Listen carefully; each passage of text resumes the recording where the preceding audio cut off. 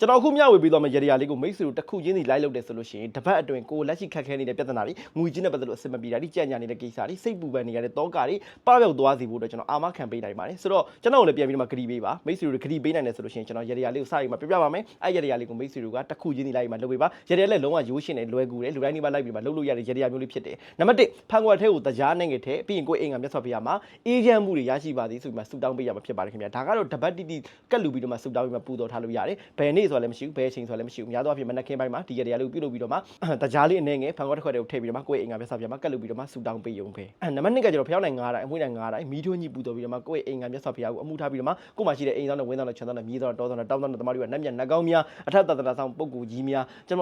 တို့မိသားစုကကုညီစောင့်ရှောက်ပေးပါဆိုတဲ့အကြောင်းအမှောင်ခွင်းပြီးတော့မှအလင်းဆောင်ပေးပါရေလိုပန်းလိုအေးချမ်းပါသည်ဆိုတဲ့အကြောင်းဆူတောင်းပေးရမှာဖြစ်ပါတယ်နံပါတ်3ကကျတော့မိမိရဲ့အိမ်ရခင်းဆောင်ကောင်းအောင်ကိုယ့်ရဲ့အိမ်မှာရှိတဲ့အိမ်ခန်းဒီလိုနေရာတွေကိုတန့်ရှင်းလုပ်ပေးရမှာဖြစ်ပါတယ်များသောအားဖြင့်တော့ကိုယ့်ရဲ့အိမ်မှာရှိတဲ့အိမ်ရခင်းတို့ဆောင်တို့ခေါင်းအုံတို့အစရှိသဖြင့်ဒါတွေကိုနေပူလှမ်းပေးရမှာဖြစ်ပါတယ်နံပါတ်4နေရကျတော့ပတ်စံ200သို့မဟုတ်900သို့မဟုတ်1000အလူဒါနာပတ်သက်ကူပြရမှာဖြစ်ပါတယ်ခင်ဗျာကိုကသွားရင်းဟန်လွဲကလေးတယောက်တွေ့လို့မလို့ဟဲ့မမူလီယူသွားစမ်းမအေးဆိုပြီးတော့မှ900သို့မဟုတ်1000ပေးပြီးတော့မှပတ်သက်ကူပြတဲ့အနေနဲ့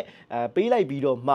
ရရပြုတ်လုပ်ပေးရမှာဖြစ်ပါတယ်ခင်ဗျာဆိုတော့ဒီအချက်4ချက်ကိုဒါမိတ်ဆွေတို့တေချာလေးပြုတ်လုပ်ပြီးသွားပြီဆိုလို့ရှိရင်လက်ရှိမိတ်ဆွေတို့ကြုံနေရတဲ့ပြဿနာအခက်အခဲအနောက်ရှက်လက်ရှိကြုံနေရတဲ့ပြဿနာတွေငွေချင်းနဲ့ပတ်သက်တဲ့အခက်အခဲလေးတွေပပျောက်သွားမှာဖြစ်ပြီးတော့မှလက်လာပါပွင့်လန်းလာစေမှာဖြစ်ပါတယ်ငွေချင်းနဲ့ပတ်သက်ထူးထူးခြားခြားငွေဝင်လာစေမဲ့ရရလေးတွေဖြစ်ပါတယ်ခင်ဗျာ